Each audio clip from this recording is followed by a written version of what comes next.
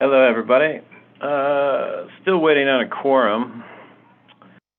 We don't have any real action items to approve, though, because the minutes aren't ready yet. And so I'll wait a little longer, but if we don't get a quorum, we'll just make note of that and proceed anyway. What's the budgeting discussion?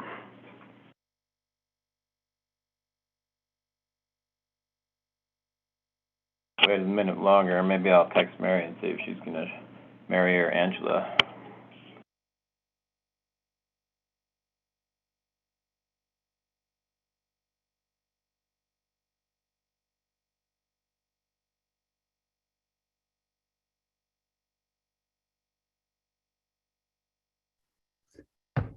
Yeah, I just texted Mary.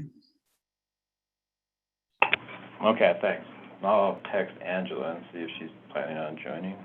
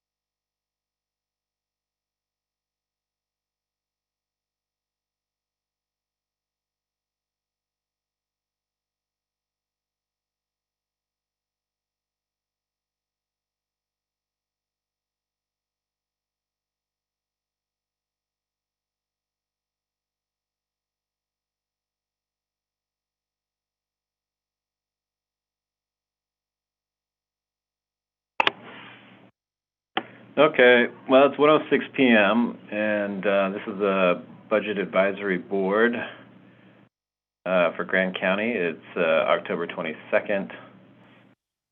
President is myself, Chris Baird, Kevin Walker, and Zach Wachesik, members of the Budget Advisory Board.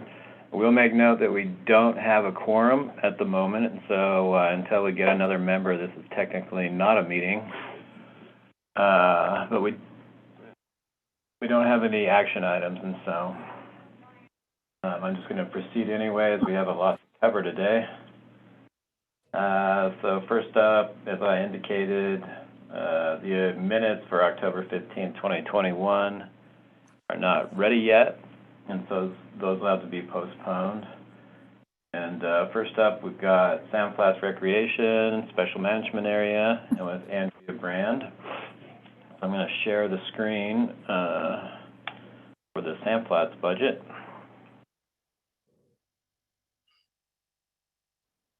Okay. So first off, we'll just, this is, Samflot is its own fund, and it's Grand County's only enterprise fund. Enterprise funds are a little different from typical government funds, and they operate more similar to private sector accounting in a lot of ways. And so it's sort of a business-related type fund with cash type inflows, and it's generally entirely self-funded. So first off, we've got Samflot fees. These are the fees at the booth, I believe, right, Andrea? Yes, And then we've also got online fees, which are reservations mostly for the group sites, right? yes. And so we've seen quite a big increase in that.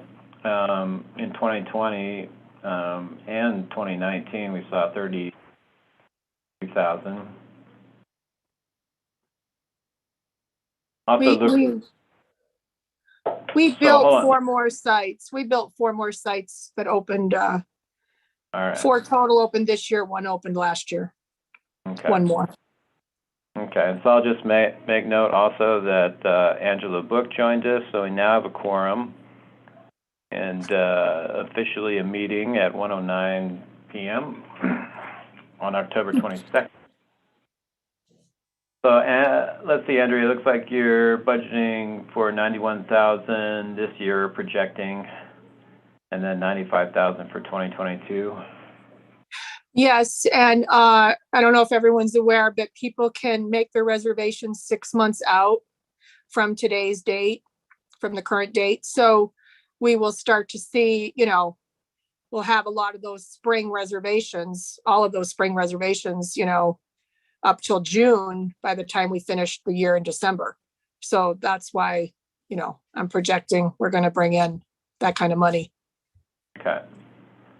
And then the Youth Initiative Grant, that's with the BLM, right? Yes. And so are we expecting to get anything from that this year? yes, I have to put in for that. I haven't finished the process for that, but I want to pay for that, my intern position in full. So we'll take about 20,000. We will get about 20,000 this year and 10,000 next year. Once I complete the paperwork, we were awarded 30,000. The paperwork is a little more complicated now that the administration has changed. So anyway, I'm figuring it out with Jennifer at the BLM. All right. And then let's see, expense reimbursement. Where does this come from usually? This is from the sale of plant books at Dead Horse Point and Back of Beyond Bookstore and Moab Made. Okay. And also some of the outfitters do buy brochures from us, and so that they can hand them out to their customers. Okay. And then next up on revenue, we've got interest for what's in the savings account, the fund balance. Interest rates, Chris Kaufman indicated that we should budget about 65%, of prior year, and so that's what that number is. I believe the sale of fixed assets is the potential sale of one of the old vehicles. And do you know if Cody's planning on selling that this year or next? Well, it'll be next, actually, because we're waiting for that second vehicle to come in, the new one, and it won't be till next year now. Okay. So we're going to hold on to the old one. All right. And then this contributions line would be what we need to draw from the fund balance. Andrea and I looked at the fund balance at the beginning of the year for Samflot, and it's about 980,000.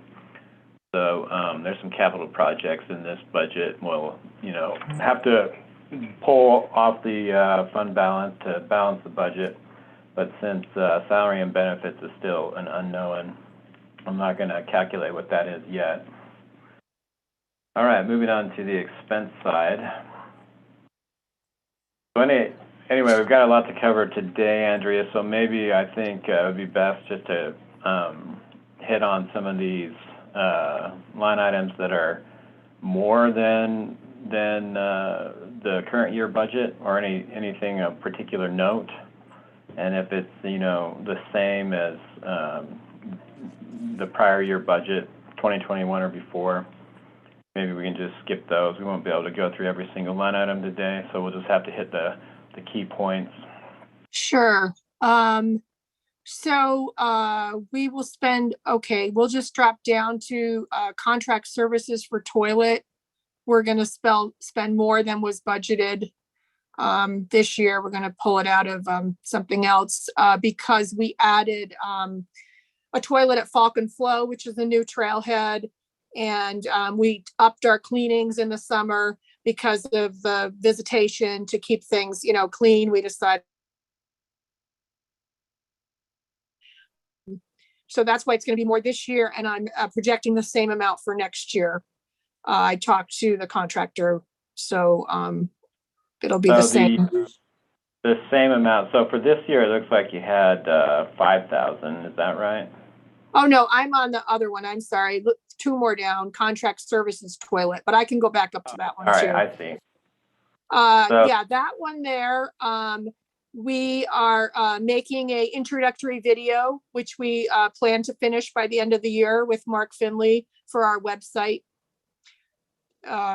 Just to have something on there similar to what Dead Horse Point did, to just introduce new people to our website with a video and answer a lot of questions for them that we get in phone calls and such. Okay. And then, were you able to get any vehicle lease? Looks like We there's did. something charged. Yeah, we got one new vehicle this year. And so we've been paying on that one. And then, Probably more than 5,000 though, the schedule, right? Or is it, or maybe 5,000 just because it's not a full year? right, because it's not a full year. We didn't get it till, I think, June. And, Okay. and so that's what I projected we would spend for that one vehicle by the end of the year. Okay. And then the toilet has gone up just because you've added toilets. Okay. We added some portable toilets and more cleanings to existing toilets. Okay. And the next thing would be we have capital improvements and capital equipment. We did purchase a new UTV that we hadn't planned on doing, but we had to retire our six-wheeler last December. And so we got a new one this year for maintenance and patrol. And then capital improvements, I think I projected we were going to spend close to 100,000 before the end of the year. But not 150. Maybe I left it at 150 to play it safe. Can you see the screen? Is it too small print? I can see it. I want to just go to my, what I sent you. Okay. Let me just look at that too while we're talking. For this year, you amended it down from 150 to 130. Yeah, I put it to 130 because I figured we'd be pulling the capital equipment amount out of the capital improvement budget. But I still said that's why I'm projecting we would only spend 130. And so, but between now and the end of the year, we're going to pay the engineer costs for that parking lot, which will be under 5,000. Now, I just finalized that this week. I'm hoping to get some work done at the booth on the curbing this November. And we just finished having some of our toilets painted this week. So that's going to add another 15,000 that I put into that. So anyway, I had it left at 130,000, but that's probably higher than we need at this point. Well, yeah, and I mean, one thing, about your budget that's a lot different from the rest is that you're self-contained, and so if you come in under budget, it's not like you're locking money up for anybody else. So anything that's under, comes in under budget. If there's revenue over expense, it just rolls over to the next year and can only be used by your department. So. Okay. Just so you know, as a point of clarification, for these self-contained budgets, like I say, it's not as vital to try to hit these budgeted numbers as precisely as if it were in the general fund, because when you budget money in the general fund and you don't end up using it, it could be money that could be used by some other department, and so we try to avoid that. But Samflot is a self-contained budget, and everything all revenue that's unexpended just rolls over into their fund balance, can be drawn off in the next year. And let me just say why that was so much for 2021 was we had thought we were going to be doing those major improvements at the booth this year, but the BLM has asked us to do a full year of data collection and surveys before we make our decision on what we're going to do. And so that's why you see so much as not being spent, because we had budgeted thinking we were going to do that and we didn't, and then we spent it on some other things. Okay. And then what have you got on planning for next year? Okay, so next year, well, let me shrink my screen again. And my narrative, which I don't know if people got that, but for next year, where'd it go here? We plan on figuring out what's going to happen at the booth with improvements, building another lane there possibly, and another entrance area. We also plan on painting the Slick Rock toilets and the Hell's Revenge toilet buildings. They're concrete buildings. We want to paint them in and out. They haven't been painted on the outside in 10 plus years. And then we have one toilet in Campground B that needs to be painted by the contractor. So that's about $20,000. The Potato Salad Hill, Samflot's Road parking area there that we want to expand for parking for Hell's Revenge to replace what we've lost with the development up there. That's going to be about $70,000. And so 70,000 and 20,000 is 90,000. And then I think I gave 150,000 or so to the projected improvements for the booth. Okay. 70 and 20 and 90, 150. Well, I guess I put a little $10,000 buffer there. So 250,000 because of that Okay. parking lot projections. Okay. So let's just check to see what the bottom line's looking like right now. So the way it's listed out right now, need to draw about 3,000 off the fund balance in 2021 and 113,245 in 2022, which is good. And because we've got, looking at these are the capital one-time purchases. So that number is likely to go up though, however, as we begin to refine the salary adjustments. Samflot's got some seasonals that are most definitely going to be included in salary adjustment, and some of the upper level staff possibly too, depending on the results of our salary study. And so these numbers are definitely going to go up, which will drive up the need to draw off the fund balance. But everything's looking good to me. Do you have anything else to add? Well, I was just going to say that I didn't look after our conversation yesterday, but I plan on maybe raising the fees next year. It's been 7 years since we've raised the fees, and the BLM is looking into what process we need to go to because we might actually just drop one of our fees. And instead of us having a $5 a day option, we might only have a $10 a week option. We haven't gone through the process yet, of course, but I was going to look and tell you what that would bring in, and I didn't look it up, but I was going to look it up right now. But it would double what we bring in day use, because 5 would go to 10. So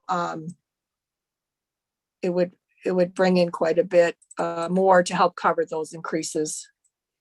Okay. It'd be good timing, to do, especially if we're doing a significant salary adjustment. So And that might, help with justification too. Yeah, we brought in, well, this was 2020 and we were down 20%. But I didn't do the math ahead, I'm sorry, but we brought in 160,000 in 2020 in the $5 passes. So that would double that, or more. So that would bring in significant amount of money. And like I said, we haven't raised the fees in 7 years. And prior to that, we were raising them about every 5 years. So, anyway. Okay, sounds good. Does anybody have any questions for Andrea before we move over to the airport budget?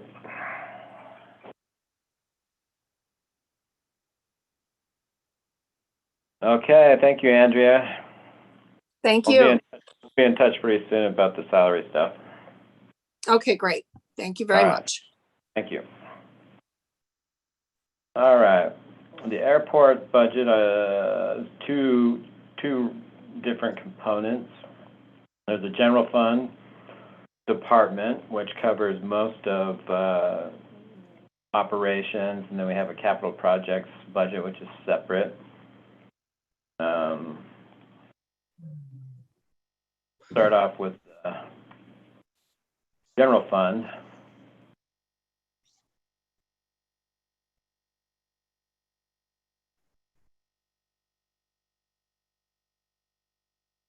Okay, so Andy, I think maybe we, like I said with Andrea, maybe we should just kind of focus on Sure. some of the line items that are going to be increases, and or any other sort of notable. I need to, you can hear me okay? I can hear you, yeah. Can you hear, Okay, hear us? Give me a second.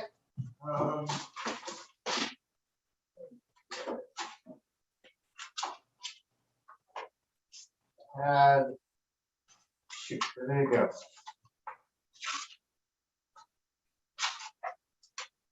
It's hard to see. So what I can do, I have a separate spreadsheet that I was working on to tweak, but I could put all those notes and explanations after this meeting into the, into the request commands? Is that what that is? Or comments? Do you want, can I put comments in there or is that for you? Well, yeah, I mean, this would be normally where you would put your comments in. Okay, and I'll do that as a follow-up because I have basically every cost justified for the most part, except for salaries, overtime, and employee benefits. Everything else is broken out so that you can see every detail. So if there's an increase or a decrease, and I don't know if you wanted to share my screen, but well, you can share your screen also. Oh, cool. Okay. Share mine. But I mean, did you want to share your screen or? It might be easier. That way I can go through it and then you can just, I'll go through it very quickly. All right, just give me 1 second. Thank you for doing that. Okay, where are we at here? Okay, which one is it here? Sorry, no. I think this is on the wrong tab. Nope, this is it. Okay, you can see that? Yeah, I can see it. Okay, so that what you can see on the right side here. So in the purple or the bluish column, that was everything for 2022 request. I did update the revenue numbers yesterday. I had a good meeting, so I feel pretty confident about that. Don't disregard the 2 million, but that's explainable. I just want to make sure that I touch on everything so that I don't miss a project like I did this year or anything like that. All right. Well, yeah, maybe just give a quick explanation of your revenue accounts. Okay. And so, I mean, just a caveat to start off with, this CARES Act and ACRGP money will be going into different accounts, not that one. And yeah, that was just a placeholder that would change. So the revenues, I've made some notes on the right here that explain where that's actually coming from. There is a 3413.0 and is 1 and a 2. So those were already broken out into revenues that I can just plug in sort of close to what actual is going to be, at least for this year. And I'm going to take the assumption that next year is going to be relatively the same as this year. Keeping in mind, January and February of this year were down months. I know it was off season, but we are still dealing with some COVID stuff. So I think from a conservative level, even though I'm using kind of the same number, it's probably going to be pretty accurate, if that makes sense. Okay. So that's what I needed to do is understand better, like, because these sort of seem like generic line items. I wasn't exactly sure what was included on that. So that's what these notes are over here. And sort of the big catch-all is the airport leases. This takes into account a whole bunch of stuff, and that's why that number is so large. Any questions on that? Okay, I'll just move forward with the expenses. You can see here, and I wish I could bring down the 21 final isn't final yet, but that's what we were working with when we did the amendment last August. And then, so 22 proposed is the shaded area. And again, I tried to break out things that I could, or if I didn't break out the numbers, like for example, ARF training, you can see what I specifically have for each thing. Or for travel, I mean, sorry, it's for travel, and then where that number comes from. So relatively close to this year, but justifiable. And again, office supplies is just based on averages from the last few years and what we think we're going to spend. We went down. Let's see here, any significant things. Again, this is broken out, what we felt was justifiable. So even though it went down, we did ask for a bigger increase this year because of some things we were trying to get accomplished in relation to maintenance. So we're closer to average. Water and sewer, and I can't remember if I had it on here. I have it probably under inventory. What I'd like to do is install water meters on some of the key buildings out here. We have an idea of total use, but we have no idea who's using what where. And even though it would be an expense to install water meters, then we can track who's using what and then apply a cost accordingly so that we can actually recoup a lot of those costs, because I don't think we're getting much to cover that expense. At least we haven't in the past. Let's see here, runway taxiway maintenance. The big thing here that we have not had to do much of in the past would be crack sealing. And so that the mobilization is really expensive for that. And then just taking care of all the cracks on the apron. We're fortunate that the runway and taxiway and the commercial apron are all relatively brand new, but the other areas are really seeing some wear and tear, and that helps to do preventive maintenance. Let's see what else we got here. Trash pick, let's see. Fuel, I wasn't sure about. We are getting some more equipment, but I think with the newer truck and the new loader that we're getting, there'll probably be some efficiencies. So it's questionable on that. I mean, one thing to keep in mind, though, that, you know, the roads department at their fuel station, they're projecting their costs for fuel are going to go up 15%. Okay. Next year. So, I mean, I would assume that probably be similar to you. I mean, it's hard to predict. I don't know. Where are you getting your fuel from? Like purchasing, or what do you mean? Yeah. On how we get most of it from the county. Like we'll fill up our, yeah. Yeah. Our so if you're trucks getting down it there. out from the fuel station, the county's fuel station, then just realize that we're probably looking about a 15% increase just in that cost. And so Okay. you might want to, I mean, when we flip back to the actual accounting software, I think I made a calculation for what that would be. And we might have to bump that one up a little bit to cover the. Sure. Well, I mean, and keep in mind, we had a really dry winter last year. And so that's why our costs are probably down. If we get a really heavy winter this year, we're going to be out there a lot more doing snow removal. All right.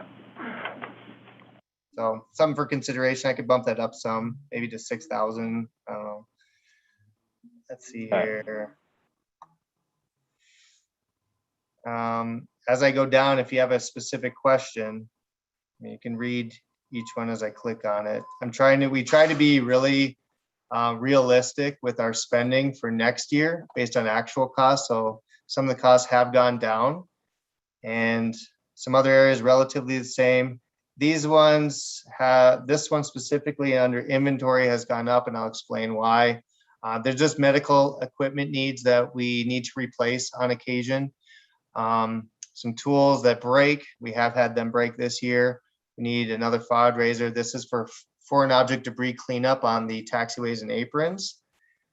Storage container, we do, through the emergency exercise we did earlier in the year, we realized that's on here. Well, we need radios for the loader. So all of our trucks have radios in that to be able to communicate.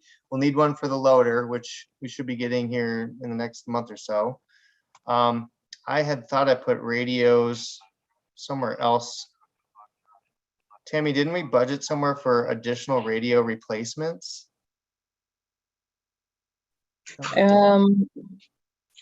Was it in inventory? I am in the inventory right now. I only have loader, something we may want to consider adding. So what we realized though with the emergency is people are having to use 2 radios, and we do need to probably look at upgrading some of the ones we have. We've had them for a while. So want to keep that in mind. Laptop replacement would be for our operations office downstairs that the other folks use. And then a tractor bucket would be for the loader as well. So that's what all the inventory items are. Looking at the tractor bucket, that might need to go under capital purchase, just because, well, we think it'd be under 5,000, so we might be okay. No, the bucket for the tractor, that's for the tractor we have right now, and it's roughly $1,200. Oh, okay. I can adjust that then. We'll change that number and then. Yeah, when we bounce back over, we'll make some adjustments in the actual. Okay. And just so you know, Chris, like when I click on this, I have each cost broken out on here so that if there's an item we need to remove, whatever, we can find it pretty quickly. And then I'll show you real quick in the accounting software or the budgeting software how you can do that. Okay. It's a lot easier just to work right in the budgeting software. That's why we have it. Yep. That's what I want to do. I'm just not as familiar with it. Okay, but you can attach little sort of Excel style worksheets to each one of these cells. Okay. And then list out each of the things. And I started to do that this morning for some of this stuff already. You quickly showed me in your office. I do remember that now. I just need to play around with it more. So I can try to work on that as I add these notes into it later today or over the weekend. So what I have here, and this is where that number was so high, is I've also included the debt service payments. This is our annual payment that we need to do each year for specific CIB loans. The capital purchase request is high, and I'll show that. That's why I had this spreadsheet out, is because what I've done is taken a look at the next few years of possible capital requests, and I'll just jump onto that real quick. This is the list that I put together for the capital request, and just things that, here's where I put the water meters. We need electrical if we're going to consider a food truck on the parking lot. There's just things that we don't currently have infrastructure wise or otherwise that needs to be replaced or done. And this is a high priority, replacing the ARF trucks. That's supposed to be done every 7 years, and we're, I think, at year 10. So the tires. Yep. Yeah, I was gonna say the tires, not the truck. Sorry, truck tires, sorry. The drainage improvements, that's probably going to be a lot less, but we're going to try to tie that in with the SRE building and just make sure the drainage off of this building falls into what's been designed and where the water is going to go. Hangar A and B improvements, that's a big one. And what that's related to is we have a lot of leaks in the hangars the county owns. We need every like drill bit, whatever, filled in so that it prevents the leaks. And so we have to do that on both hangers. And I know it's not cheap, but we did get a quote, and that's roughly what it's going to be. Terminal construction modifications. This is, so TSA is getting a new baggage screening machine, which is great. That'll expedite their process, but we are having a hard time figuring out where to put it. It's possible we may need to do some modifications in the terminal in order to accommodate the machine. Unfortunately, TSA doesn't pay for any of that. And so that's why I have that as a placeholder. If we wanted to continue with other construction, the awning that's been there since the existing building was built needs to be taken down. It's just really old and getting rotten. That's what that's for, is to take it down, replace it with something new. And if, depending on the size of it and capabilities, we could look at other landscaping and other things in that area. Tree trimming, we found out from the FAA that our trees are penetrating some airspace surfaces. So we would have to cut 10 feet off the tops of the trees, which would then make it really ugly. So my thought is maybe we end up just removing the trees altogether and re-landscaping that area. Terminal backup power generator. We've had more power outages this last year than I could care for. So this is something to consider. The building was built to accommodate power generators. And so that's something we could consider. Paint sprayer, if we have funds left over of this year, because we did have it on our list, I'd like to try to purchase this year, but I just have it there. And again, these are priorities. So if we had to cut costs or whatever, this is the ranking that I'd like to do. And I can make sure we can put that somewhere in the notes of the budget or whatever, just so that you can reference it. And then you can see the other items. So I did plan out for 23 and 24 as well, just for future consideration so that we can plan ahead.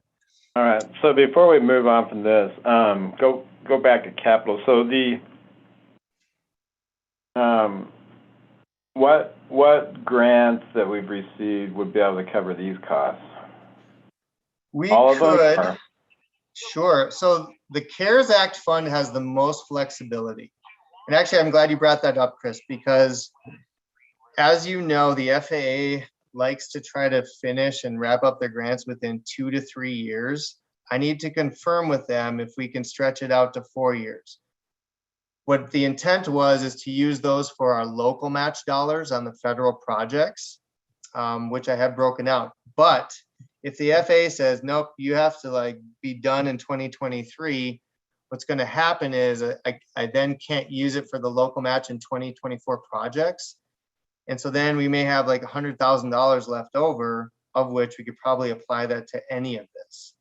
So that's the only one that would be eligible. Now, that being said, the other stimulus grants does talk about O&M, so maintenance type of items. I guess we could justify like this because it's a maintenance thing for the airfield. Power generator, that could probably be justified. Tree trimming, obviously, because that's a federal airspace thing. So quite a few of these could be, ARF trucks specifically, we could pay for that, absolutely. Probably not water meters or this, but most of the other items. So yeah, I mean, one of the things, I mean, as we move along here, you're going to see there's actually quite a bit more work to do, especially on the capital side of the budget and the project side. I just want to go over it now, even though it's not really finished. But what we need to do is, plan out how we're going to spend that money, what's going to be left over. Yep. Which we haven't really done yet, and then calculate, how much we're going to have to drum up from other revenue sources to make either the matches or the meet the capital project needs. Right. And so I need to be able to figure that out. We haven't done that, but great to set up a separate meeting with you, probably Cassie, because she does the grant administration, myself. So yeah, that's what we'll need to do. I mean, we really need to get probably, if we don't already, have some spreadsheets built out for each of these grants and create a budget specific to them, planning out how we're going to use the money, and then what what general fund money we're gonna have, or other, general fund or TRCC or whatever, we're gonna have to bring in to make the matches and the other capital needs. And so that's not done yet, but that's what we need to do. And then with the other, I think 2 more grants, or 1 for sure, and maybe another on top of that, Andy, for M&O. So we have, so we have 35 CARES Act. That's what this one is. And so that's the one we were talking about, that's eligible for both M&O and capital Correct. and match money for projects. Yep. So what you'll see, this number right here, that's what's remaining. And what I've done is on the left here, taken it and reduced, okay, the various projects for this year, next year, and forward. And this is around 2024 is when we would run out, if we're able to use those funds for all of our local match dollars. If we can't, and we have to wrap it up in 2023, then we're going to have 100 and some thousand left over. So that's something we just need to talk about. And that's if we want to use this for local match only. I mean, we can use it for other things as well, and I'm fine with that. We just need to talk it through and see what we want to do. Yeah. So then this CRSSA grant, we are using this strictly to help reimburse debt service, payroll, and O&M. This is what's remaining in that. So we should be able to get through this year and then part of next year as well. Keeping in mind, airport revenues is also helping to offset some of it. And then so what we'll need to do, but what we'll need to do still next week, before I get the tentative budget done, we're gonna have to project out what is gonna be what the balance of that grant is at the end of the year, moving into 2022. And so we're gonna have to make our best projection on how we're gonna close the year and what the balance will be. Right. So that we can carry it forward and bring the money, what we're expecting to have as balance, back in, either to the general fund or whatever. And so these are all things that we still need to work out. We need to project those balances out to the end of the year, and then bring what we're expecting the balance to be back into the budget for 2022. Yep. And yeah, I think next week would be perfect timing to kind of hash that out, because we've only done 2 reimbursements, as you can see. And so there's still funds, and we can take a look at, all right, what's the revenue that's come in and how do we want to offset that or balance it and move forward and see what we're carrying over.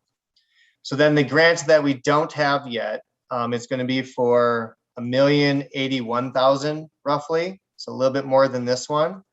And that's the application we just submitted to the FAA. They will process it and bring it back to us. And then we'll bring it to the next county commission meeting for approval. And then I have airport board the day before that. So I'll go through that process as well. And so we'll have another $1 million. And so we waited until now to get into the next FAA fiscal year so that we have a longer term to use those funds. So I really feel comfortable we'll be able to stretch it to 2024, possibly 2025 budget. Okay. Okay, so now we'll go back to the budget.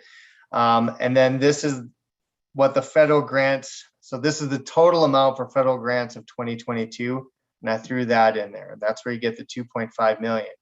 Now, if I reduce or just remove these, this is more actual airport budget related. So now that number changed to 318, which is probably the lowest it's been in years, if not ever. So well, we'll have to, like I say, we're going to need, so for this,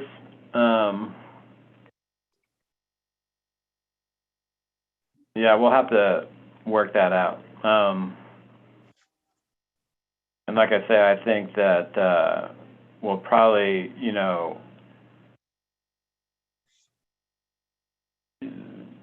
what we'll do is we'll take all this airport revenue, that needs to go back into the airport. Yep. And calculate, what your full expenses are. Deduct this from that, and then the contribution from, I think, Grant 36 is going to cover the remainder. Okay. So this grant 36 is going to be what we're going to draw, from for what's remaining to be covered in your budget for 2022. It probably won't be, and we won't go back to TRCC probably until we extinguish these M&O grants. And so if we've got this CRSSA and then another one on top of that, that's the money that we're going to be drawing off of to make up the difference between your operations budget, your maintenance budget, and debt service. Actually, that's a good point. So is debt service eligible for CRSSA? Yeah, so if I take out, or if I add back in the debt service, so then that's the number. So 400,000 is what we'll need. So if I go back to this, depending on what we have left over for this year, looking at airport revenues and what we need to spend, so 130,000, then we could have 400,000 of this toward 2022 budget to cover that amount. So it might work out pretty well. But yeah, like I say, so we don't want to have to track all this airport revenue. And so that's it has to be spent on the airport. And if we fully reimburse the full cost of the airport out of the CRSSA grant, then we'd have to start tracking this amount of money and reserve it just for the airport in the future. But it's easier to deduct this out from how much we're going to draw off this grant. So as we get closer, and I don't know if Cassie's on, I thought I saw her log in, but when we get closer to making these final requests, we don't want to request more than what we need to balance the budget of the airport given this other revenue. Otherwise, we'll have to start tracking this revenue, which is going to be an added complication. Okay. So we don't want to do that. So we may not have another request then for this year. So we'll just have to tally that all up and see where we're at with it. Sure. And I'm estimating a little over 300,000 total for revenue. Okay. Anyway, we'll need to work all this out. Still some math to do on trying to project all that. Sure. Okay. Yeah, just set up the meeting, and I would say probably a good 2-hour meeting. We can hopefully get through a lot of it. Yeah. So O&M, that's what that is. I talked about the debt service payments. That's what we have to do. The capital purchase request was what it was, and broke that out. And then we have our federal project. So I think I have everything covered. I guess the last thing would be just the request for an additional 1.25 to 1.5 employees. We found that through people being sick, vacation, injured, what have you, it's been a challenge to get coverage. What time you need to be here, etc. So feel free to give me a call back whenever at this number. It's 774-262-9475. Thanks so much again. We have a couple part-time positions that we were going to remove altogether. I think that amounts to roughly $25,000. The thought process was to justify the full-time plus a little bit more, be to roll that into the full-time position.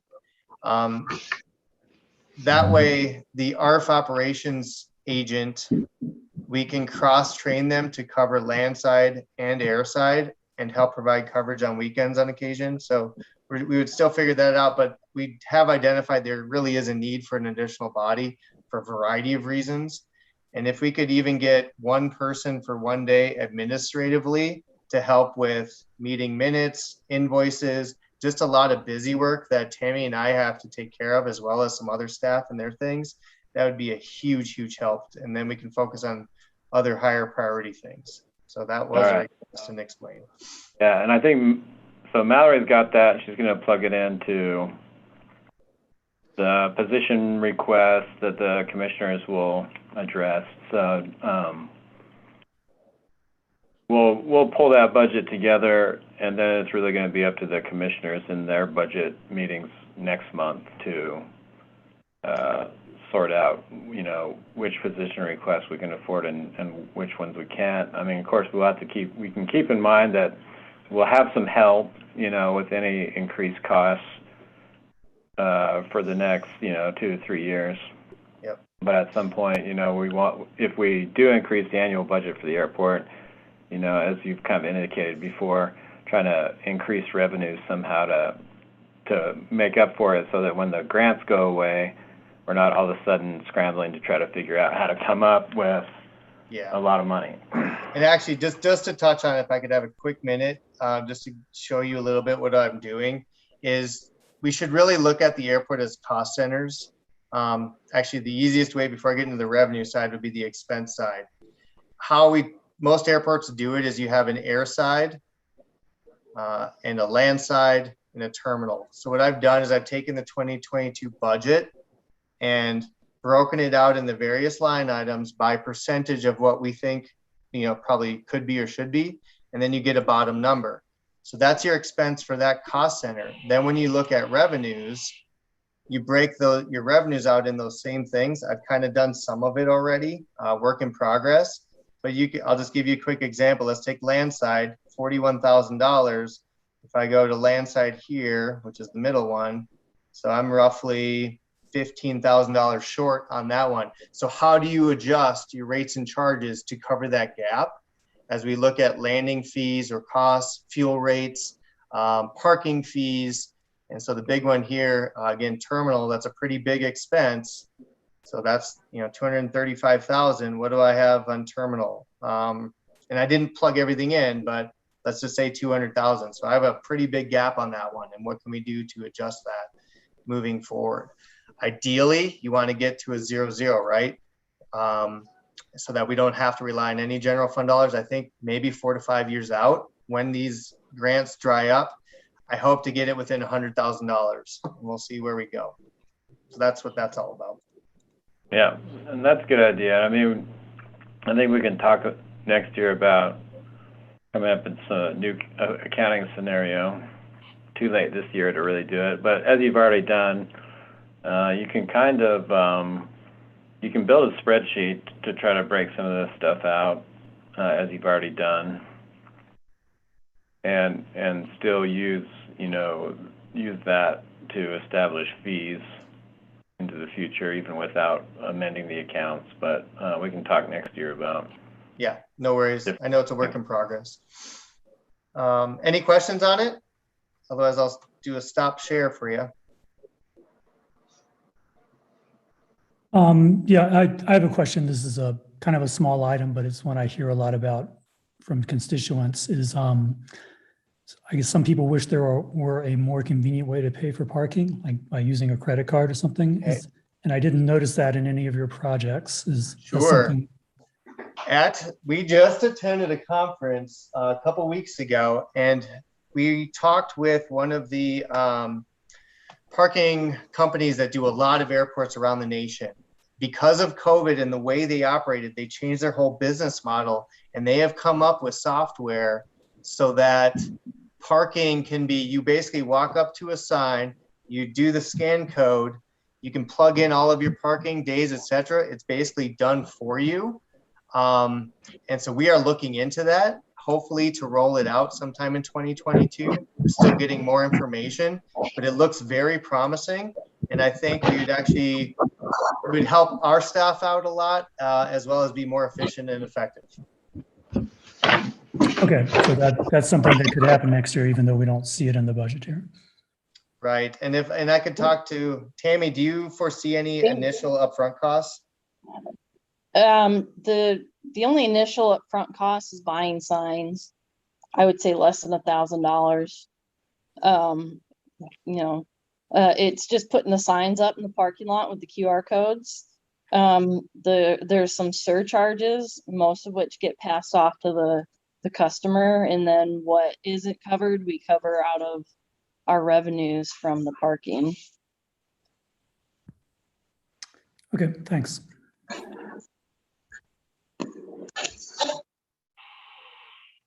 Okay, so before we move on, I just wanted to. I have a quick question. Oh, go ahead. Andy, it's Angie. When you were reviewing your maintenance items, I noticed that those prices are pretty high. Would it justify a maintenance person versus contracting that work out. A lot of those items seem like if you had a maintenance worker and we're doing regular maintenance, that you might be able to save some money there. It's a good question, but it's more, some of them are, you need a very skilled trade, like an electrician. The painting on the airfield, the light replacements, all of that, we take care of ourselves. There has been talked about finding a maintenance person, but I don't know, Tammy, you would know more on that of, would that be justified better or something else? You know, some things could be done by a maintenance person if we could actually find somebody qualified to do those things. I don't know what that would look like wage wise. I know someone that could do those types of things. We're talking of way high. You know, I know maintenance guys are making $40 an hour at hotels, so I don't know if that's something that the county is willing to look into or not. It's all the one for the 50,000 for the sealing the bolts. Silicone's about $10 a tube. I was thinking, wow, 50,000 is pretty pricey. Yeah, it's more than just so with those metal buildings, there's a coating that they have to apply. So you have to have the equipment to actually be able to get up on the buildings. The one building has a round roof, so you can't just walk on it. There's one company in town that does it. It's Sorensen's Construction, and what they have to do with these buildings is they have to just apply this coating. Otherwise, you'd be using boxes and boxes of caulks or tubes of caulking. And we honestly, our staff is maxed out as it is. That would take so No, I long. understand. I understand that. A crew coming in, it Well, could be done in 2 days, you know? yeah, the other thing we didn't touch on, there's some structural things that need to happen, and there's no way we could deal with the structural components of fixing the hangar. Oh, wait, Yeah, so that's, I'm yeah, curious that's about Yeah. we actually, to answer your question, do a ton of in-house maintenance. I can say personally that I've saved the county thousands and thousands of dollars on keeping stuff running and fixed. So yeah, I would love to be able to have a full-time skilled maintenance person if you know, if we could afford that.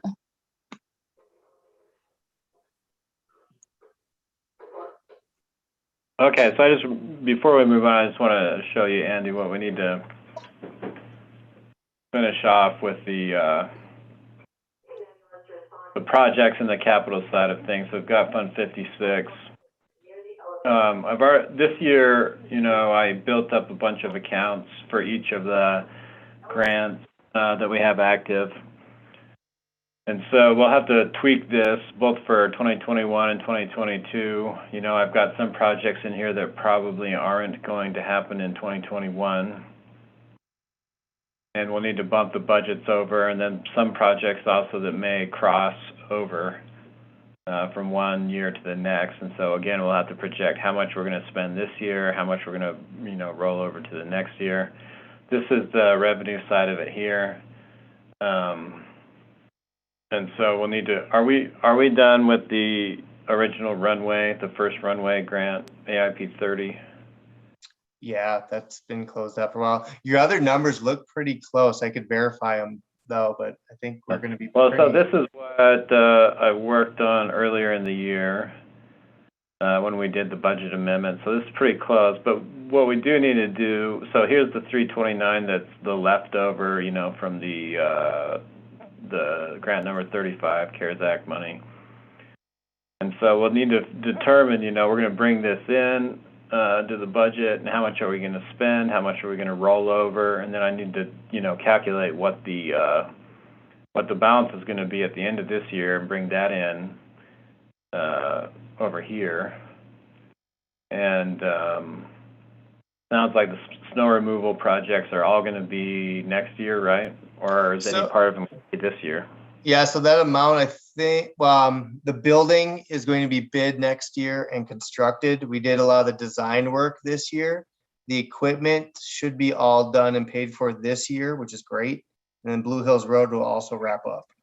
All right. So one of the things though that,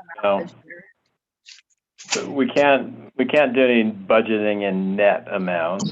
And so what we need to do is calculate full revenue side of things. So this would be the money that's coming into us.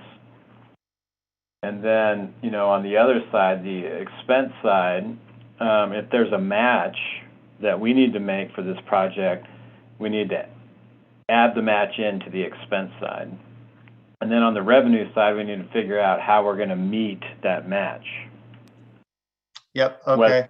Whether it's going to be, out of Grant 35 or what, we need to figure out where the revenue is going to come from to make the match for these projects.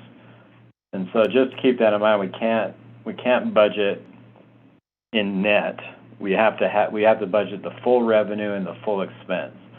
And so the expense side of these projects needs to be, the FAA portion plus whatever our match portion is. And then on the revenue side, we need to figure out not only the FAA's contribution, but where our match contribution is going to come from. Could you let me share my screen one more time? That was one tab that I forgot to do. Okay. So back onto here. So just like what you're asking, whoops. Here's the breakout. So every project by year. So here's 2022. You have total cost, your FAA match, your local match. And then so the local match is what I was talking about on the other list of what we were going to use maybe the CARES Act grants for. So this goes all the way through 2026. Each year, what we're anticipating. So our meeting with the FAA is next week to review this exact same list and make sure that they're agree to what we're trying to do. But it's all broken out here, so we just need to plug in the numbers. Yeah, but what I'm saying is, this amount of money, the total cost isn't plugged in yet into the accounting software. Right. Or the budget software. Is that something I can do, or do you need to do that? Well, it's probably best if you and I sit down and do it together. But we also, what would help probably is if we identify where the money's going to come from for the match. Is it going to come from the grants, or how? We need to figure out how we're going to make these matches. Because the money needs to be transferred into the projects fund to cover it. Otherwise, we'll run the fund into the red. And so I need to know where this money is coming from and how we're going to transfer it and where we're going to transfer it from. So if we bring these grants into the general fund, then we're going to have to make a transfer from the general fund into Fund 56 to cover our portion of the match. I see. And then, we'll budget the FAA portion as revenue also. And then between what we bring in from wherever, the general fund is a transfer from the grants, plus what the FAA is going to hit should, zero out against the project's total cost. Yeah, and for the group, just so you know, the FAA's match is 95% roughly, and then our local match is the remaining 5%. So that's where those numbers come from.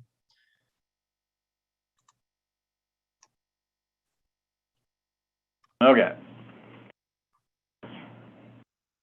I think we're pretty close, but we just need to,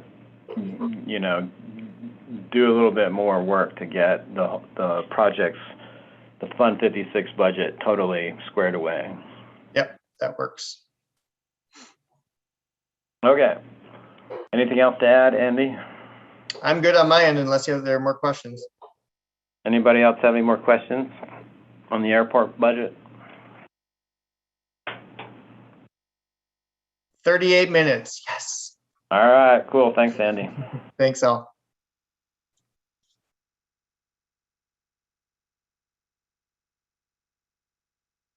All right, next up we've got, start off with the Grand County Sheriff's budget. Let's see. And we got Steve on. like it. Whoop. Yeah, can you hear me? Yeah. Okay. Can you see all right, Steve? Yeah, once I put my glasses on. All right.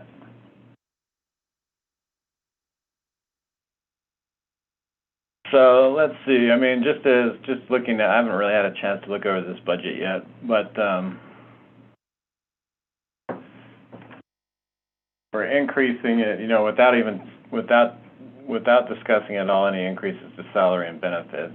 And there are going to be quite a few increases that we're going to have to account for in 2021 as well as 2022. Right. But just ignoring that for the time being, pulling the 2021 budget straight across for salary and benefits just to kind of show what the increase in all these other line items are. So we went from $3,509,266 to $3,623,496. And so I think, Steve, it would be best probably, you know, for just to hit the highlights on, you know, any of these that are going up, and to try to explain the increase. Okay. Like you say, the 400, I think the increases in that is we're looking at is it the body cameras?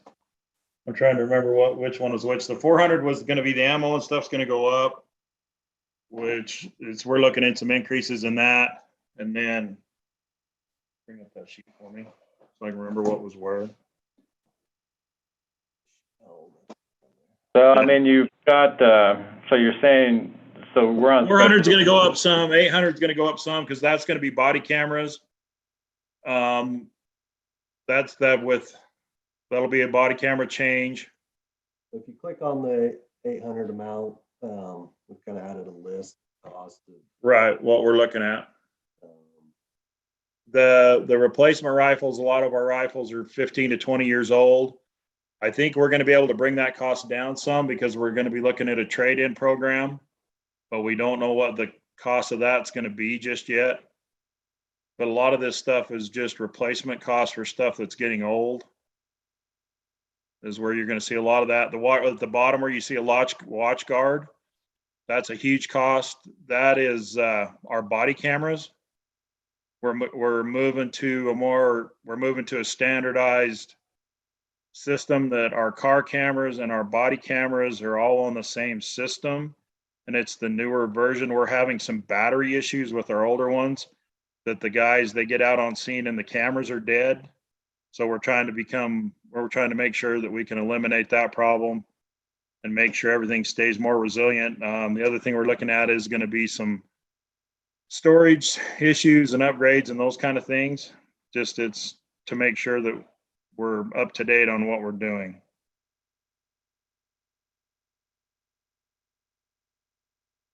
Okay. And then is this desktop, laptop replacement schedule as per? That's what, per Matt. Yeah, that's the request that Matt made to us.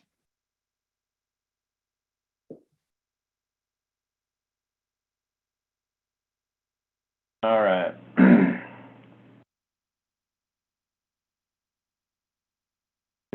What's this taser? Is that one thing?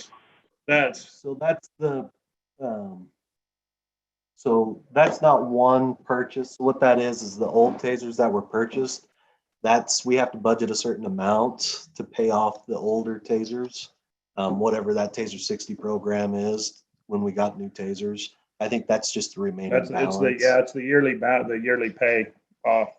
And that'll pay off the old tasers that we got.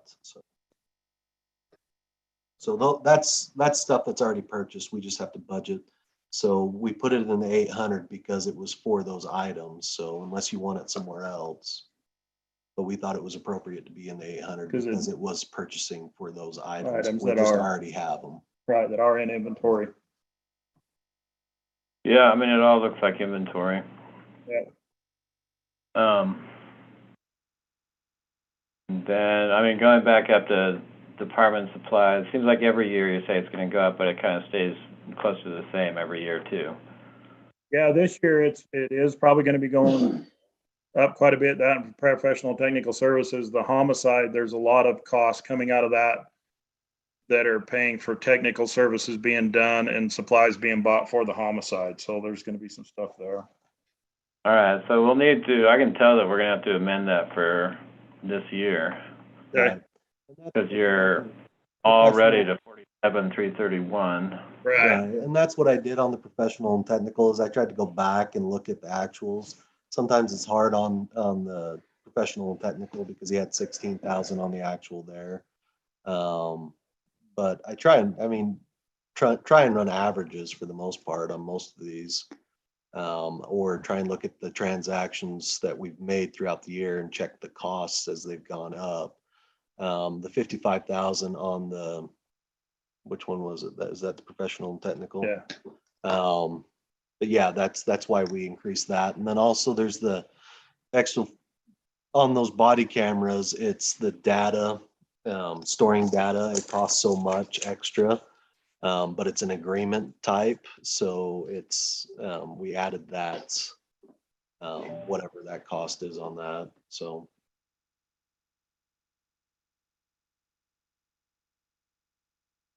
All right, you still got a drug task force. What are you paying out of that these days? Well, we haven't been using much, but it's one of them, if we get the staffing, there'll be a person go back in it, and that'll be for controlled buys and CI information and that, for those kind of things. So we've kind of kept it there if we can ever get that back up and running again. So is this a staffing issue? Yep. We had the position filled, the other investigation slot filled. It's just, we've been so short-staffed on the road that deputy-wise, we've got him working patrol instead of investigations. But the position is filled. He's just been pulled away doing other stuff.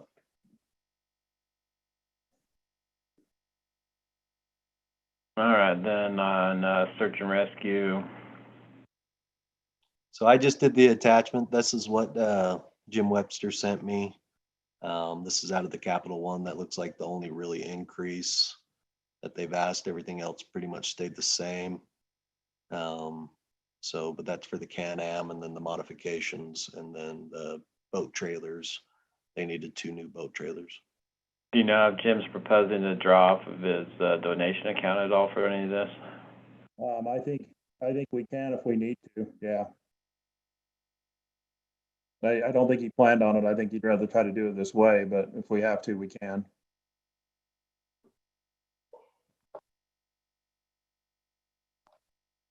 Yeah, we'll have to see.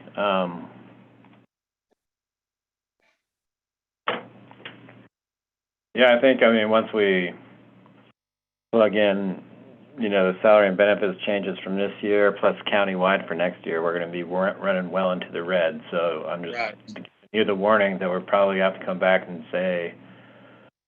ask you to make some cuts. Okay. Or get creative. Yeah, well, that's okay.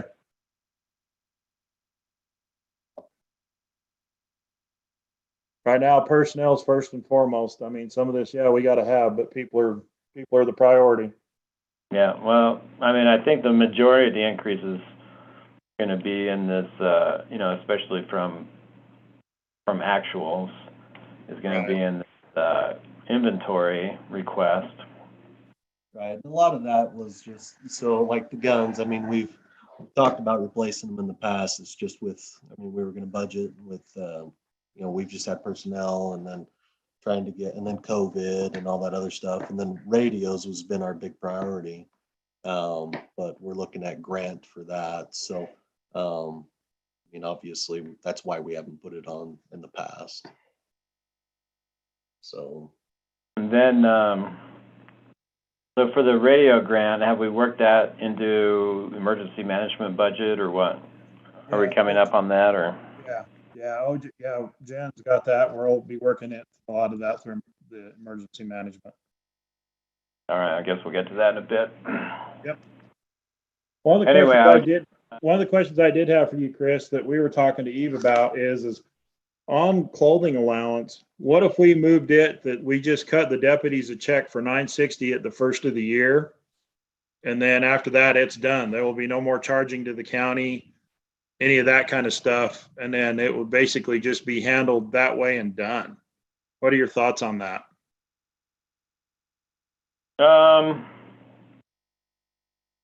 Well, I mean, the only probably issue with it is that we wouldn't have, proof that they actually bought uniforms with it Right. or anything. And so if we did it that way, they would get, it'd be subject to income, to the tax.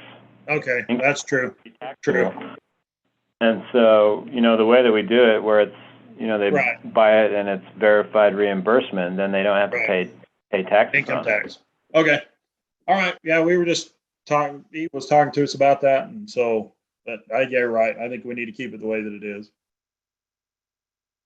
All right.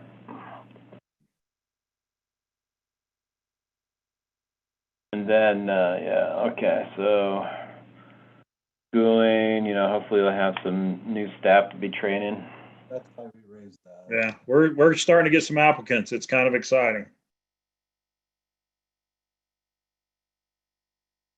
All right, and then, on search and rescue, like I said, I mean, I think that I'll have to take a look at their donation balance.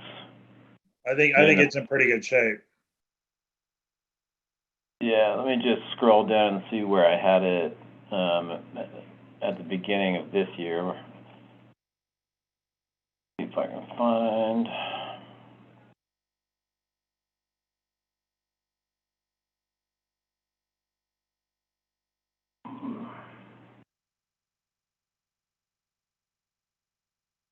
We've received about 16,000 so far this year, and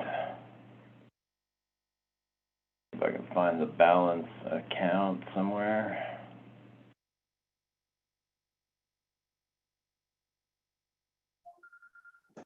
Yeah, the balance was 51,784. Let me just look real quick at calculators dying from too much math. Let me try to just run a quick balance real quick.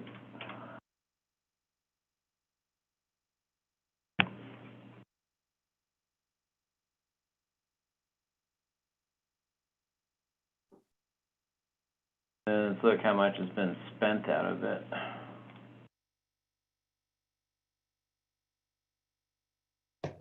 If Jim is planning on spending any more out of it this year. He spent about 4,500. Yeah, I don't think, not that I know of, I'll double check with him, but I don't think they had anything else in the works. So, just based on where we're at right now, the balance is 63,347. Right. Of course, that could change if we get more donations or he spends more. Right. But I'm thinking we might have to tap into that to cover his capital side, and so we'll see. Okay. But I might move those expenses over into his designated donation. Okay. Anyway, bring it up with him. He Yep. might have issues with it, but I Okay. expect we're gonna might have trouble. Yep. Well, yeah, I'm okay with that.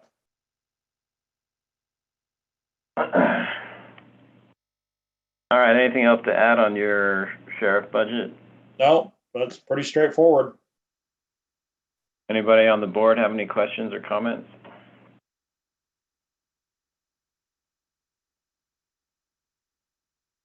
All right. Like I say, I think, I anticipate we might have to come back asking you for some cuts, so be thinking about that.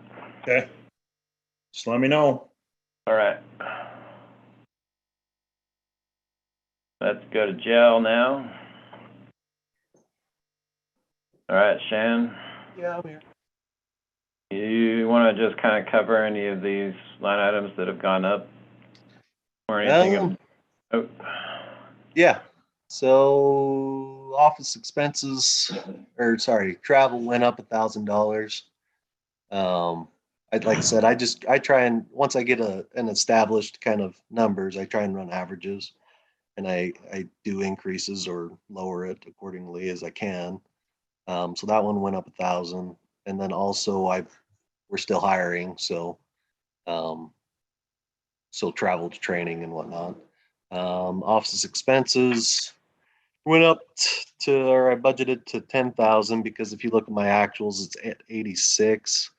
And I clicked on the transactions, we've only got September, and the year before that it was at 87.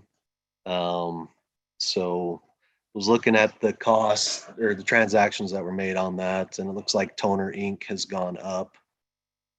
So I'm going to try and spend next year and try and figure out some different methods to try and keep that down instead of going up, because it's my intent to try and keep that one down. We're trying to go as paperless as possible. So that went up, and maintenance stayed the same. My professional technical stayed the same. So I think if you click on show it, right click and then show attachments, it's got that contract on there with our policy. That one's my, Which one were you talking about? the professional and technical. It's just got that policy contract. So if you right click, I think it still should be attached. Oh, attached, okay, hold on. Yeah, it just shows attachments. It was on there when I clicked, there you go. So that's that policy agreement. It's like 9,000 something a year. Yeah, so you're, Yeah. So for the policy program for the jail policy. yeah. But anyways, I leave that attached just to show why the increase in the past. I think we started in 2020. So, but anyways, so that's why that's at 15,625. I left it the same. Seems like it's going to be around that once we start by the end of the year. We're at 14.5 right now. What else went up? Paper products. Again, I just ran an average. Seems like it's kind of going up, just with the cost of everything increasing. Because in 2020 we spent almost 9. This year we're currently at 6,500. I budgeted 75. I'm under the impression that paper products, like everything else, is just going up, so I increased it by 1,000.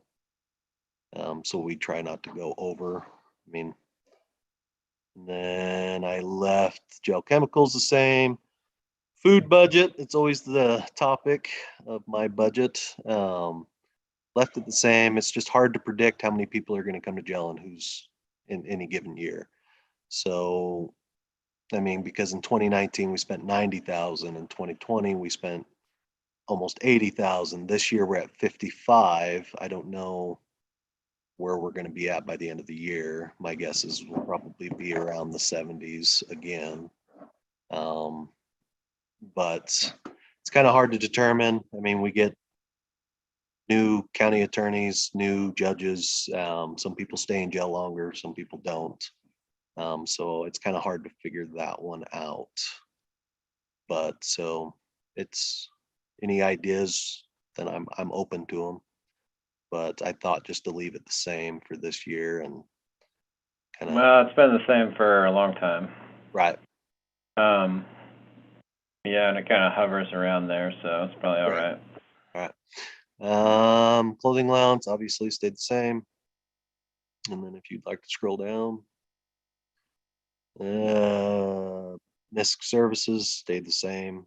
That $7,000 is for some match requests, the computers that needed to be replaced.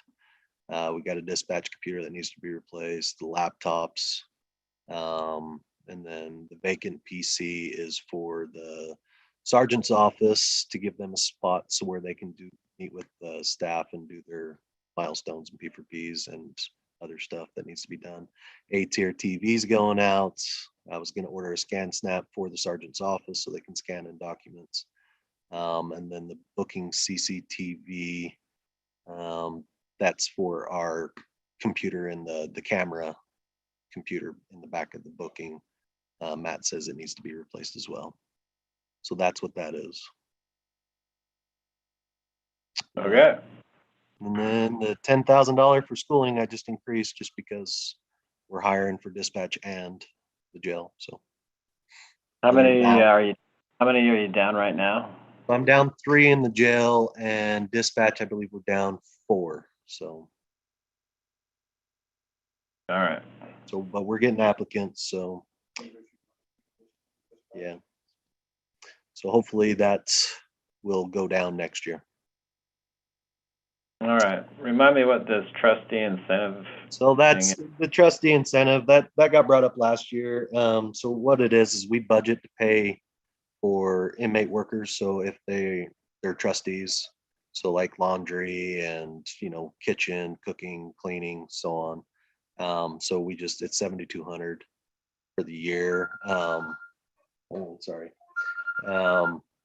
So it's just the reason why it shows zeros because we discussed this last year. It wasn't getting coded into Cassell. So I've met with Quinn and Jana, and Amy's providing reports. So hopefully it'll be coded and caught up for this year. And then we'll start doing that every year. So. All right. Well, where has it been going? Do you know? I have no idea, Chris. All So right. Diane used to handle that back in the day. So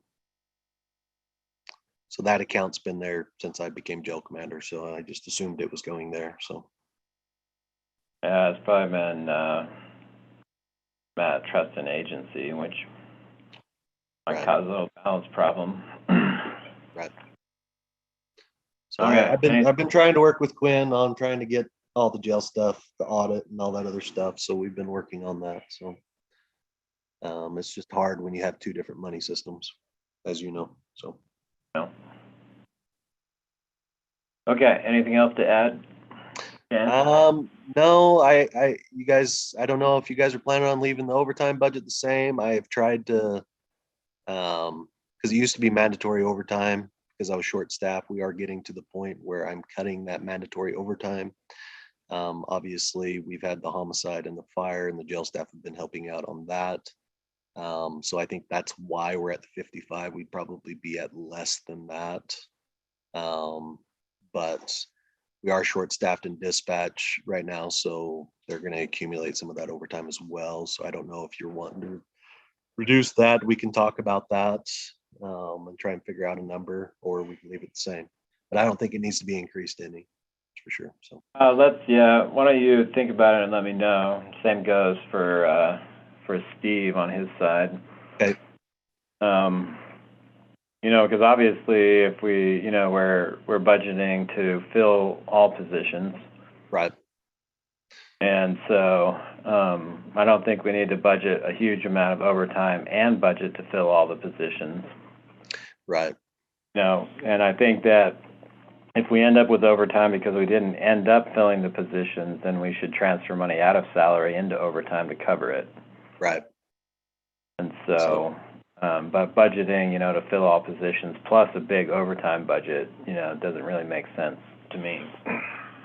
But all in all, my budget's actually less than what we did last year. I mean, it shows 317 and versus 230, but there was that $20,000 capital purchase for that print machine that was out of it last year. So Yeah. all in all, I'm actually less than what I was last year. So Well, we got to account though for I guess we didn't. salaries. Well, we didn't get the on call in yet. I know that showed negative in Steve's as well. So just so you're aware. What I guess we need to know what the on call is going to end up being for this year and next year. Right. Yeah. I think that it's probably the case that I put on call into this spreadsheet that calculates all that. Okay. Or no, it doesn't look like I made it. But anyway, we'll need to amend the budget to Cover that. Yeah, we'll have to call. Yeah, we'll have to do Steve's as well because it shows a zero balance in his. All right, so yeah, you guys could get me, how much you're thinking on call and overtime. All right. We'll need that. Hey. I will get it to you as soon as I can, probably next Monday. All right. Anybody have any questions on the jail budget?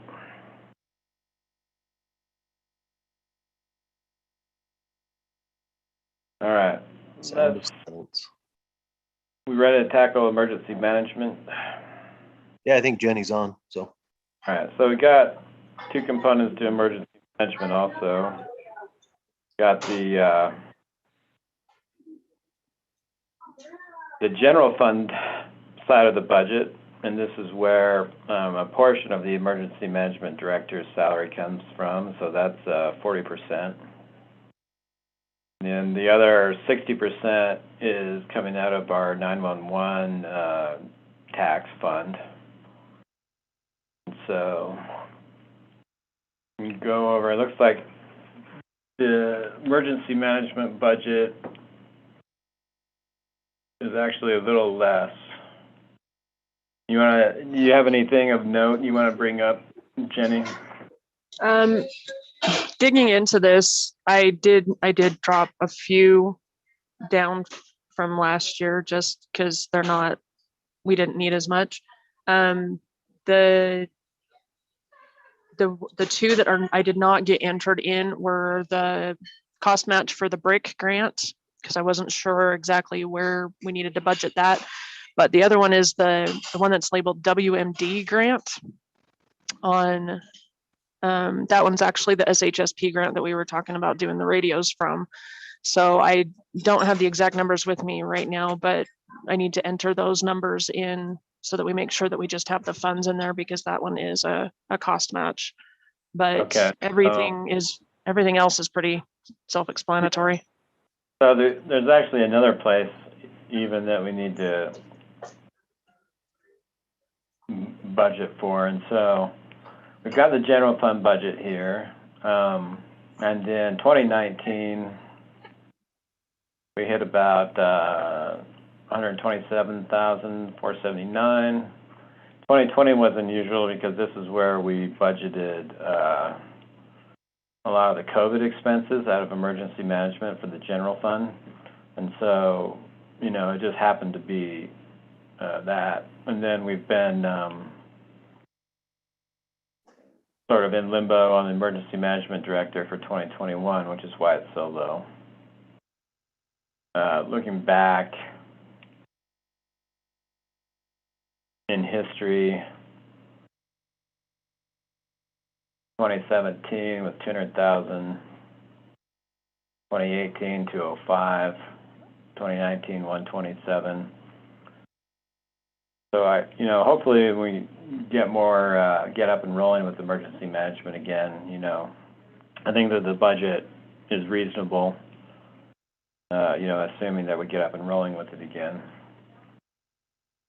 While I'm thinking about it, in Fund 25 is where we actually have been keeping the budget for the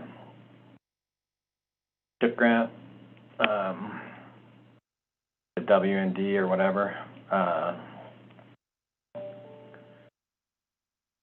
And so I think one of the things we're going to need to do is calculate a balance on this thing. Have we expended anything out of this grant this year? We have not. We actually have 2 years worth of the SHSP grant that we need to expend. Did we bring anything in this year for it? No, I can't remember. I don't think so. All right, so this is another one where, it might be easier to try to transfer the balance of this grant up into Fund 17, the 911 emergency funds, just so that this stuff isn't scattered all over the place. But the SHIP grant is in this, and we need to make sure that the balance that we have on record for it, is accurate. And so, have you calculated a balance on that grant already? I have. I don't have the exact numbers with me right here, but I do have them based off of what the state still shows for us too. Okay. So anyway, that's where that is. And then look back into Fund 17, and so this one, this is a surcharge. I'm going to have to, I guess, project out some revenue on this one, which I haven't done yet. We'll take a look at the expense side, though. Looks like we need to fill out this budget, Jenny, still. You don't have anything on the 911 entered in yet. I don't know. Do you have access to that in Advantage? I don't know if I do or not. I haven't played with that side. All right, so we still need to work on getting this Fund 17, the 911 emergency fund, budgeted out. And so where were we planning on bringing in and expending the radio, the grant, and the expenditures? That one will be from the WMD or the SHSP. Okay. So what I think might be easiest to do is like I say, to make a transfer from this miscellaneous grants fund, take the balance of that grant, move it into Fund 17, and then set up the expense side. So you're saying we're going to use the money we've already received, or is it strictly a expense reimbursed grant that we It's just an have expense reimburse. Okay, so what that means then is that we'll have to bring in the balance that we're expecting to get in 2022 into Fund 17, and then create an expense so that we have a place to code the expense to and a place to code the revenue to, which we don't have listed out really yet. And what I did in the past with that grant is just calculate what the full balance is and then budget to spend the full balance. And then if we don't spend the full balance, we just roll whatever the remainder is over into the next year. That's perfect. So we're still gonna have to do that. So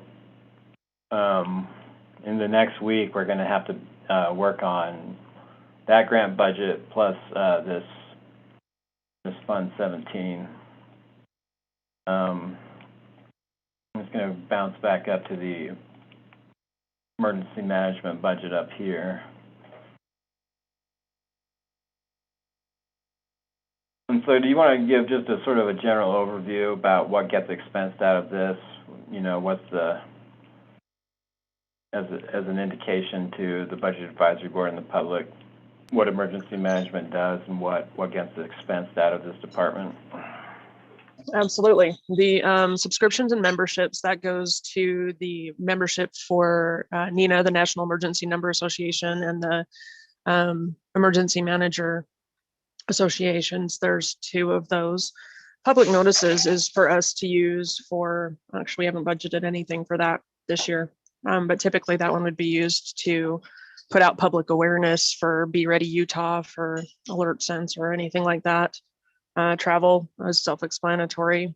And then office supplies, and that one is self-explanatory, I believe, as well, for paper products, for ink, notebooks, all of that stuff. Utilities, that one, as far as I can tell, goes to phone bill. There's a phone bill that comes out of that one. And then there's a couple of electricity bills that come for the towers, for our share of those. The equipment maintenance, that one is the tower maintenance, radio maintenance.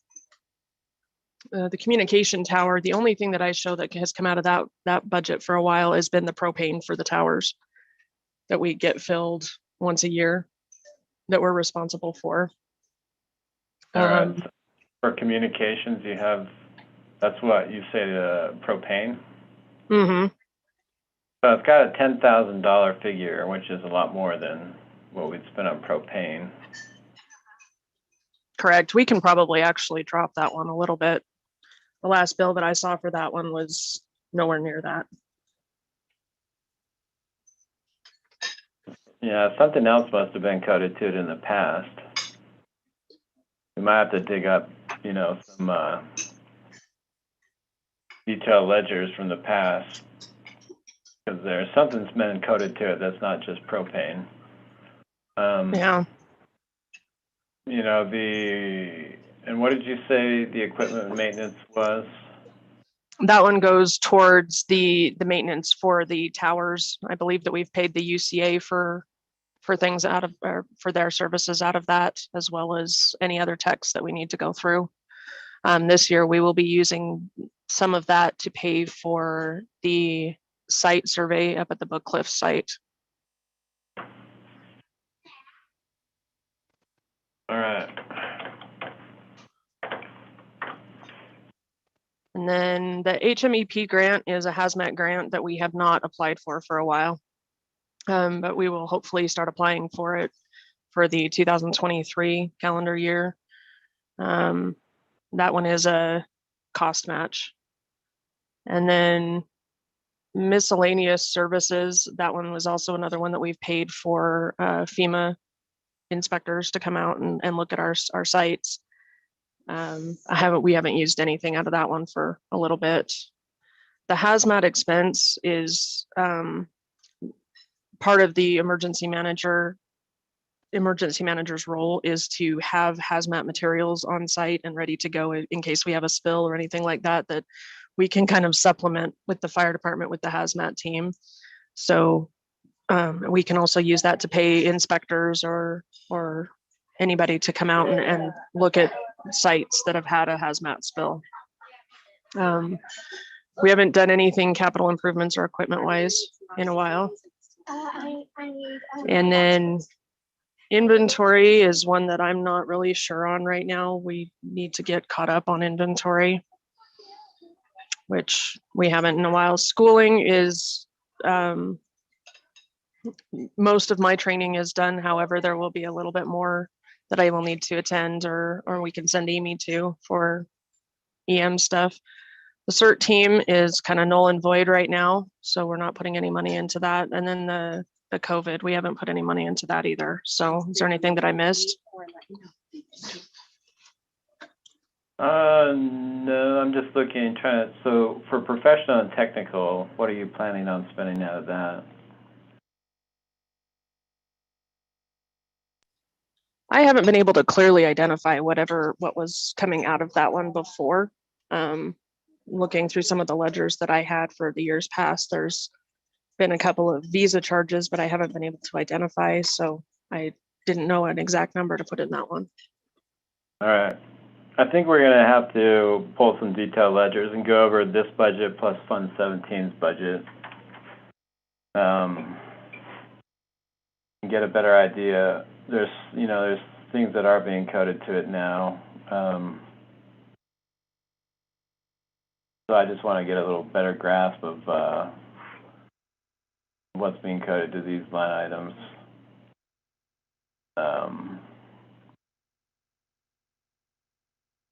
Yeah, since we're kind of in a transition here with emergency management, I think we need to dig in a little more to figure out what's what.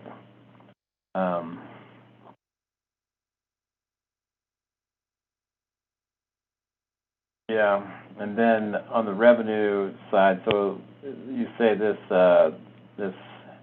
hemp grant, does that have a revenue side? You say it's a what is it? A cost share or a cost match? It's a cost match. What does that mean? Does it have a revenue, or is it just a revenue side? Does anybody spend money on that one? That one, I believe the highest that we can get for that one is 3,000. But the county or whomever is applying for it is requested to put in the 25%.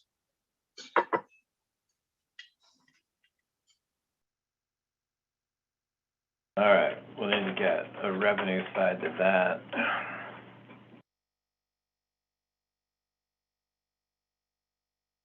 And then, yeah, we're gonna have to zero in more on some of this stuff. I'm gonna, in order to put a budget down, we're gonna need to know exactly what we're budgeting for. instead of just carrying across from years past. Some of these things are pretty identifiable, but putting together a little bit more intentional plan for emergency management, I think we're going to need to tune this up some. Absolutely. And then same, with the Fund 17, run some detailed ledgers and figure out Fund 17 as well. Because it sounds like we need to do a lot more research on what's being coded to 17.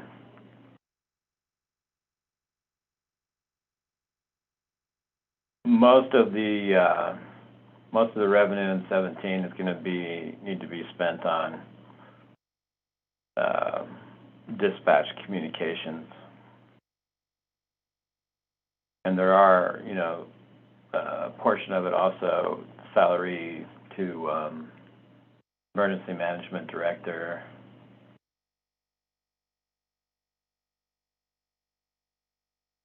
And then there's another big phone bill. I just want to figure out, what are these bills paying for? Anyway, just generally we need to tune this up and figure out all these line items a little more.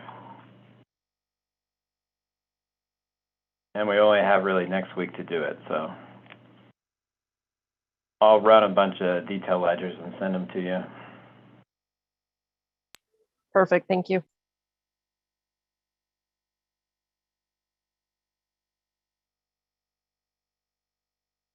So yeah, a lot to figure out still with emergency management, I think.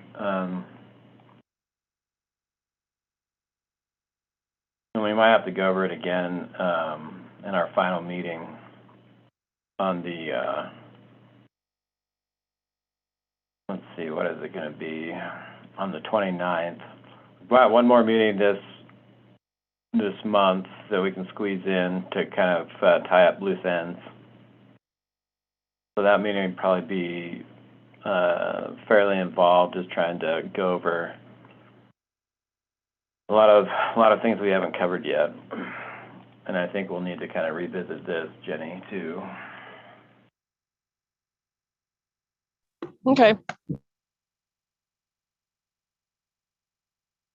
All right. Just a sec to check.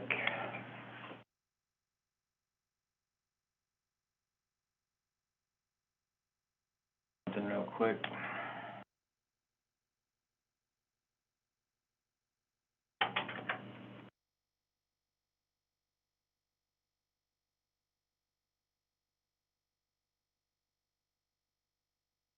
Okay, so I think we pretty much covered search and rescue also, just in the course of working on the sheriff's budget. Most of all the search and rescue salaries and benefits come out of the sheriff's budget. Right. The sheriff's budget actually has two different line items, and so we break search and rescue out within the budget. And then, as I indicated, possible we may need to dip into the search and rescue donation fund to cover these capital expenses. Right. And so, yeah, that's all there is to search and rescue. Yep.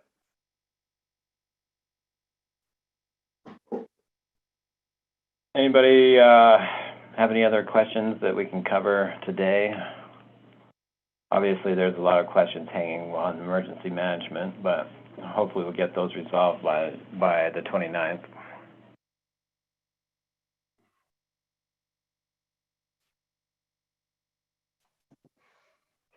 Okay. So like I say, the next meeting is probably going to be covering a lot of loose ends. And hopefully we'll be able to go over also the initial draft for any proposed adjustments to salaries. Renee is working on updating these figures that are in 2022 was basically the status quo. So just to give an idea of what we're working on within the backside of this of this budget, there's the capacity to draft 2 different salary and benefits budgets. One will be, sort of just the status quo, no salary adjustments, just wherever we're at right now, adding in, basically just typical merit increases, et cetera. And then there'll be an entirely separate salary and benefits budget, which is going to, encompass any proposed salary adjustments that are relative to the market data surveys, plus any proposed or reclassified positions. And so it's going to be pretty extensive. My suggestion for the Budget Advisory Board is to, just review it, but, sort of pass the buck to the commission to make those tough decisions. But we'll go over it in the next meeting regardless. But a lot of these bigger decisions about positions, reclassification, salary adjustment, cost of living adjustment, these are all decision points that the commission has tended to make in the past. And, but certainly the Budget Advisory Board has the capacity to make a motion. But at the next meeting also, the Budget Advisory Board will need to take action to approve the tentative budget and forward it on to the County Commission. The week after that, or just very subsequently after that, the first week in November, first meeting in November, the County Commission will need to adopt the tentative budget and set a date for the public hearing, which will be the first meeting in December. And so all of November is the time period where the County Commission then starts working on a lot of the big decision points that are remaining. Mostly it's going to be salary and benefits, but also there's going to be quite a bit of, quite a number of requests for capital, and we'll have to go over that as well. So there's quite a bit left to do in terms of wrapping things up, and a lot of work to do in the next week. And that's my report on the future considerations. Anybody Chris. have any? Oh, go ahead. Yeah, this is Chris Kaufman. We did get a salary survey for elected officials that earlier this year I worked up some options on. I don't know where you want to fit that in. Yeah, I think. Yeah, I have that already, and so again, I think the commission's going to have to decide how they want to address elected officials. We'll probably use the same, or start off anyway, with the same process that we did in the past, using the spreadsheet. And so I think that, the work you've done is already, according to previous methodologies. And again, it'll just kind of be a decision point about how the commission wants to address elected officials' salaries. Typically, it's a lot the same, really, as we do for the rest of the county, where we're looking at the market data, which in this case would be the market data that we get from UAC for the most part for elected officials, and then run averages on that, according to how we've done it in the past. There are a few tweaks to how we do it, and we pull outliers out. Also, there's some counties that are very small and not something we want to include in the data, which I think you've probably already pulled some of those outliers, Chris. But yeah, like I said, I think a lot of it's going to have to be hammered out next month at the commission level. And I'm planning on just, for the tentative budget, essentially presenting 2 salary and benefits budgets at least. One would be just the status quo moving forward with just merit increase and possible COLA. And then the second one, according to an adjustment, market rate adjustment. And I expect it's probably going to be well in excess of what we can afford. And so we're going to have to work on trying to figure out what to approve and what not to approve. But like I said, I think it's mostly a decision that the commission's going to have to tackle.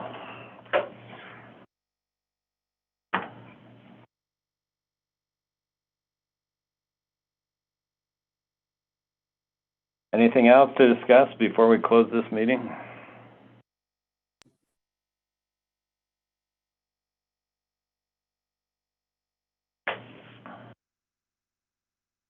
All right, and then let's see, just for the record, it looks like I think, yeah, Mary joined us from the last point in time that I indicated who was there. So just for Tara, who's going to be taking the minutes. All right, I think that does it then. It's 2:58 on October 22nd, and I'm going to close this meeting of the Grand County Budget Advisory Board. Thanks, everybody.